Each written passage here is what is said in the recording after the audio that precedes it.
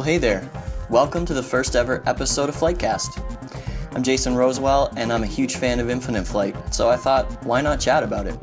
Infinite Flight is a mobile flight simulator with a rapidly growing fan base connecting pilots and air traffic controllers from around the world who just love aviation.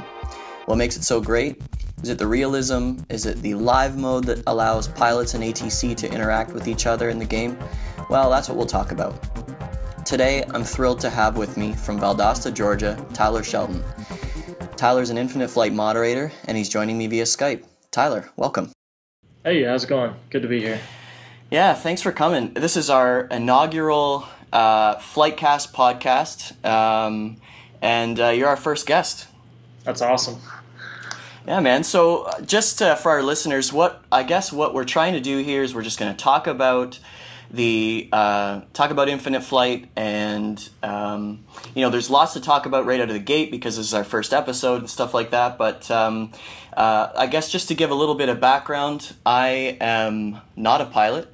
I'm not an air traffic controller. I'm just a huge fan of Infinite Flight, and I wanted to start something up because there's just a really rapid growing fan base around this mobile flight simulator that just keeps on growing and growing, and there's just a lot of excitement around it. So I thought, hey, let's get together and talk about it and see who we can get for guests.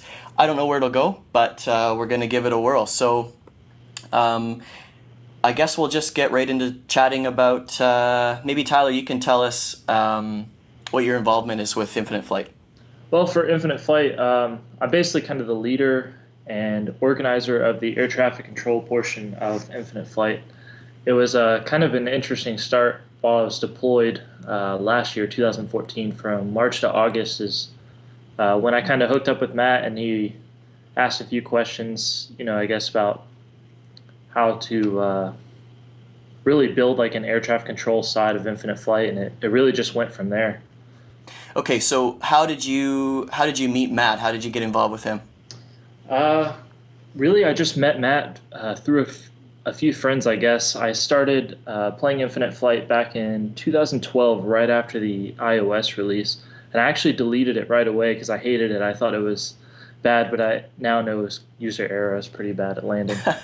So after downloading it again, I got pretty active in the fan group. I became an admin on the fan group, I'd say back in 2013. And then from there, I just kind of messaged him here and there a few times, and he would ask questions, or, I would try to, see what was getting worked on. And of course, he wouldn't tell me anything.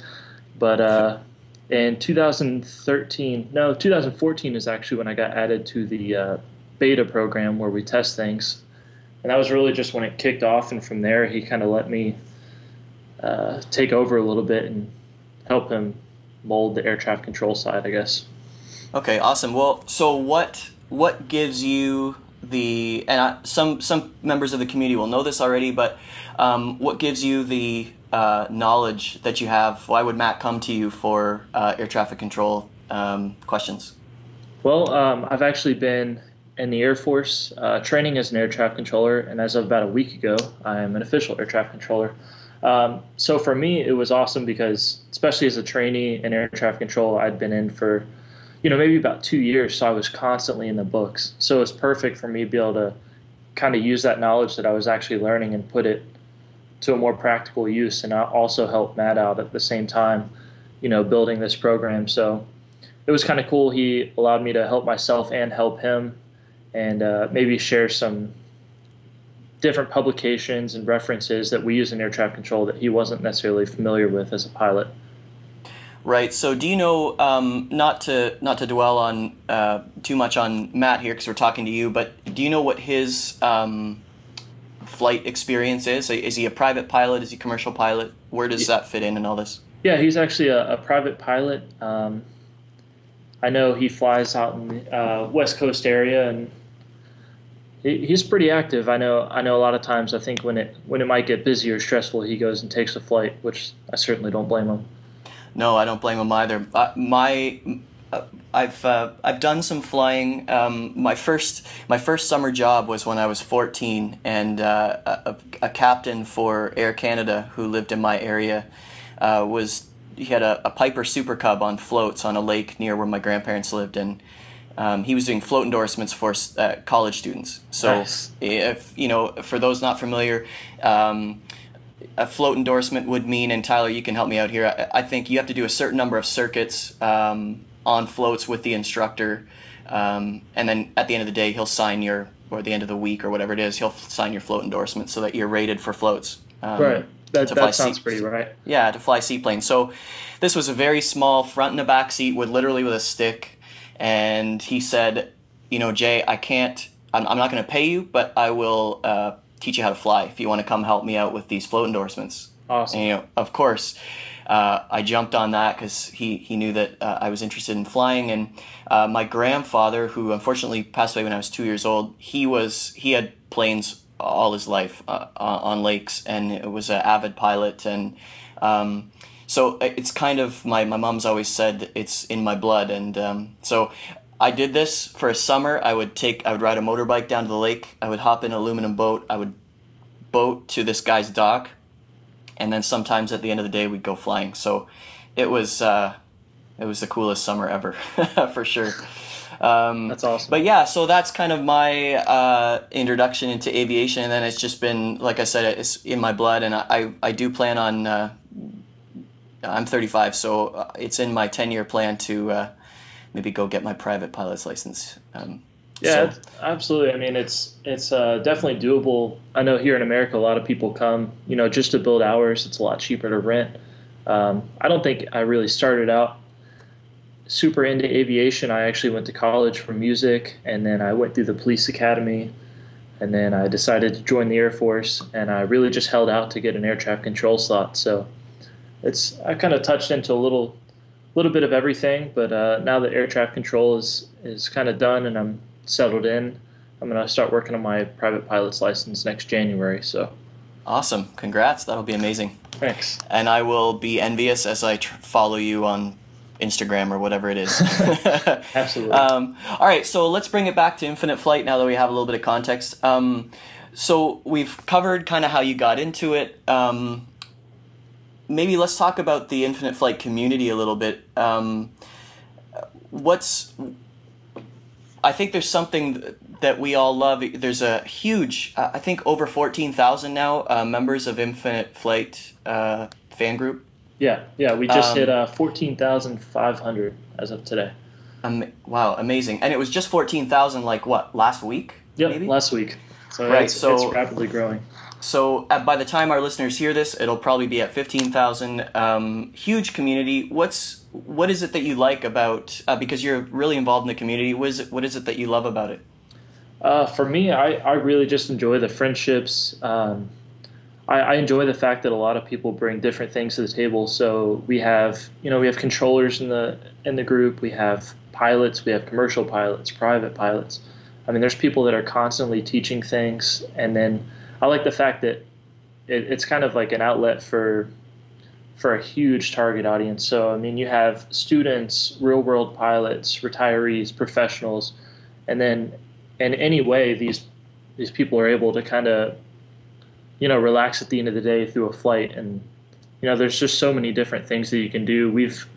I know in the beta testing we actually did just races around an island in F-22s, or we'll do long flights around Chicago. So I really like that there's so many possibilities to kind of interact with different people that most apps or games really just don't offer.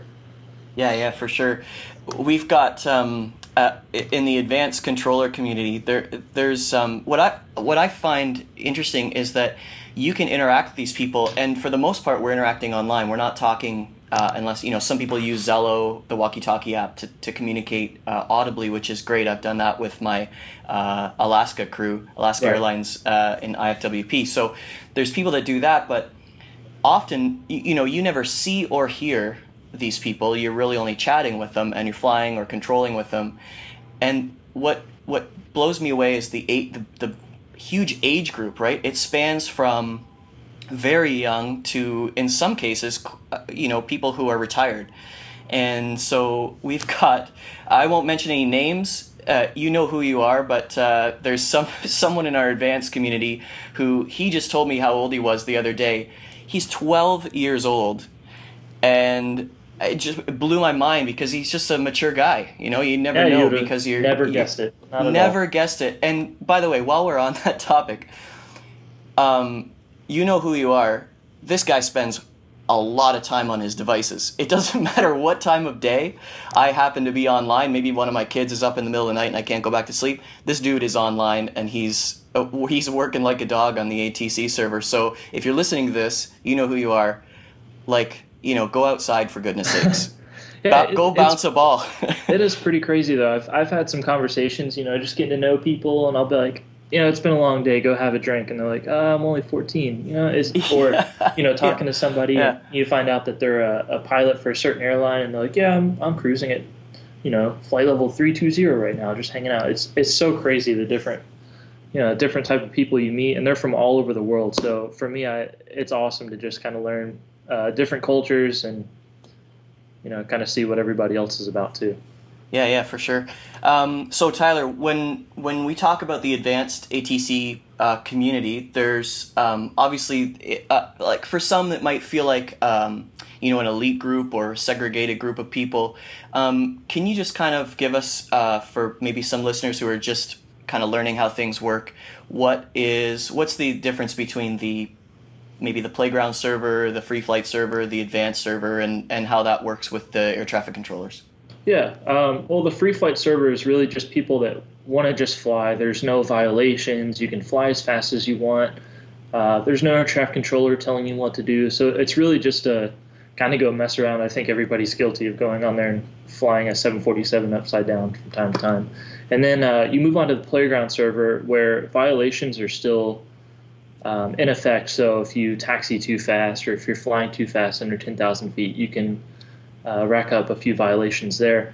But the playground server was actually something that kind of sparked from what we tried out in beta. When we were in beta testing for air traffic control, we still had only a handful of people that were controlling just based on, who had the knowledge of how to control and of airspace and everything like that. So eventually, instead of having to test everyone, we said, let's just open up a playground where anybody can control and just kind of test it out and get their feet wet. So, after the release of air traffic control, we thought about, okay, let's do a playground. That way anybody can give it a shot and anybody can try and, kind of get a chance just to learn, which has been great for us because that's given a lot of users a chance to practice so that they can kind of work their way up to advanced server. And advanced server is where, we're pretty strict about the rules. We've tested pretty thoroughly a lot of users to become advanced controllers. So it really is kind of an elite group. And, there's been people that have tested a few times to get there, some people that have really just wowed us right away. But everybody is, extremely proud of their position there. And we got a great group of guys. We started at, I think, about 30 people. 30 controllers whenever this first released, and we're about to pass 200 now, so it's rapidly growing. All right, so yeah, that's great. So if somebody's maybe a hopeful controller, they've been controlling on the playground server, do you have any advice for those guys or girls that are maybe hoping to join the ranks of the advanced server controllers? Yeah, what I tell everybody is just practice, observe, and ask questions. So first of all, we have a lot of people that want to test, but they may have never really controlled before. So, first things first, you really got to just kind of get on there, find your way around, make a few mistakes, but also it really helps just to fly on the advanced server and kind of just watch, how everyone else controls, whether it's, learning what not to do from someone else's mistakes or just kind of seeing how everything flows. And then, just ask questions. There's the fan group is just such a great tool for people that may want to learn how to do something or are unsure. You can just post on there. You can private message anyone on Facebook. We also have the Infinite Flight forum now. That is just a great tool if you want to learn something. Yeah, awesome. And just for people who are unfamiliar, the forum that Tyler's talking about is community.infinite-flight.com. So you can head over there. There's tons and tons and tons of great stuff on there. Tyler's a moderator there. We've got some great moderators who are always ready to answer your questions. You can PM them. You can post something for everybody to see, and there's a tutorial section. There's all kinds of great tutorials on not only air traffic control but flying as well. So if you're just getting into it and you don't know why you're like Tyler said when he first started flying, and I'm in the same boat, you just crashing your airplane the whole time. So if you are just getting into that, you want to learn about flap speeds and approach speeds and all that kind of stuff, how to communicate with ATC, head over there. There's tons of stuff. You can do a search. Also, like Tyler said, IFFG, the group on Facebook, is growing like gangbusters. You can ask to be added there. You will be added, no questions asked. And there's all kinds of great resources.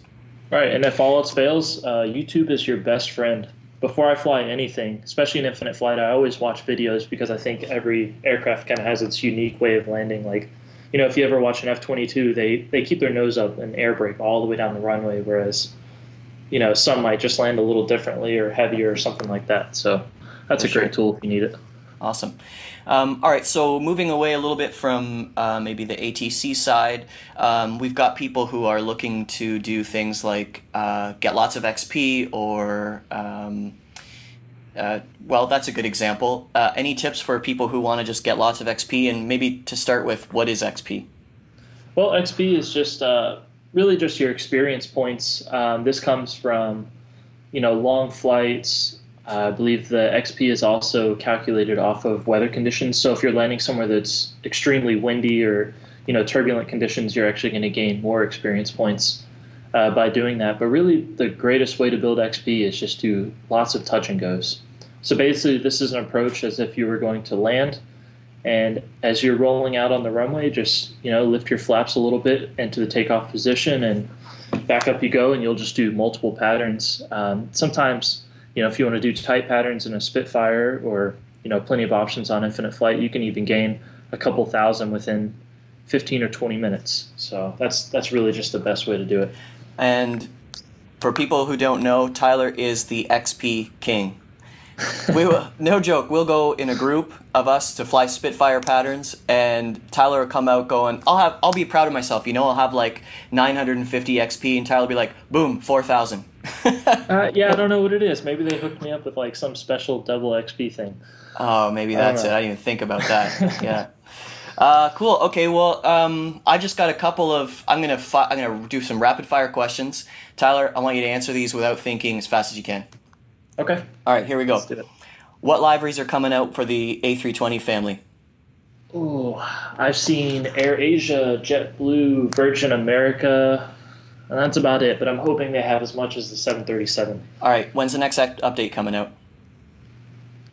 I'm thinking soon because it's been pretty quiet on the Infinite Flight page, so I'm hoping. But I know with the release of the new iOS operating system, Android operating system, there's always going to be some sort of hiccup. So for sure. Okay, we'll see. When do we get landing smoke? That I'm not sure of. I know they were talking about it early in 2015, but I really think that's why they try not to promise anything too much because something is always going to happen. The flight development studios, their team, they will only put out a product that is completely done and ready to ship. I've never seen them put out anything that is halfway done. So, yeah, for sure. And I mean that comes that's a pretty frequent. I mean, if you check out Infinite Flight on Facebook, just their main app page. I mean, that's the most common thing by far, right? People want their airplanes, their liveries added, and they want to know when the next update's coming out. I think that's just an important thing to mention. There's a ton of work that goes into this, and just speaking of my day job as a web developer, you don't want to put out a product that's not all the way there. Right. So if it takes more time, it takes more time, and I for one am just so thankful for these guys and what they do, and I want them to keep putting out a great product that we can all have a ton of fun with, and that's not going to break when we try and use it. So, yeah, exactly, and they really do put in so much time to make this better. I think their biggest challenge is just hardware. So even if the mobile processors are getting more powerful, they still have to deal with a wide variety of device configurations and stuff like that. So it's just it's kind of trial and error as soon as something gets fixed, especially from the beta days. It's like, oh, we fixed this bug, and then, fixing that caused another one. So, but I think when you have a smaller team like this working on it, it really is more personal. It was kind of cool going through like the beta days or when the air traffic control side was being built, because, I might say, hey, I think this would be a really cool idea. This would be cool and help, maybe help the operations run a little smoother. And less than 24 hours later, boom, it was already done. It was implemented. So, it's kind of cool to have developers that truly listen. They're not out there to just, make money. Their passion really is to make this app just awesome. So very cool. Tyler, before we go, anything else that you want to mention? Any shout outs you want to give? Anything like that? No, I really appreciate you having me. And for everyone that's listening, I really urge you to get involved and just try to learn as much as you can, because, for a lot of us, we may not have known anything about aviation until we started playing this. And there's so many resources, whether it be the people, sites, educational posts that are on the forum or the fan group. Really just get involved and learn and have fun. Awesome. Yeah, and I'll just add to that. I want to say just a huge thanks to our advanced server ATC community. These guys are dedicated, well, I'll say dudes, because so far it's just guys. So ladies, feel free to come on out and join the ranks of the ATC crew. We need you. But these dudes are committed guys who are just there to provide great service.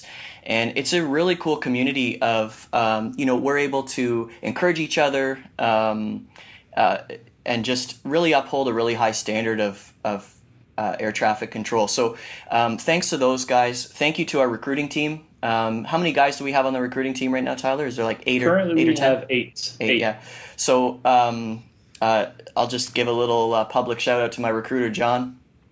Awesome. These guys are amazing resources. If you guys want, they will mentor you if you ask them.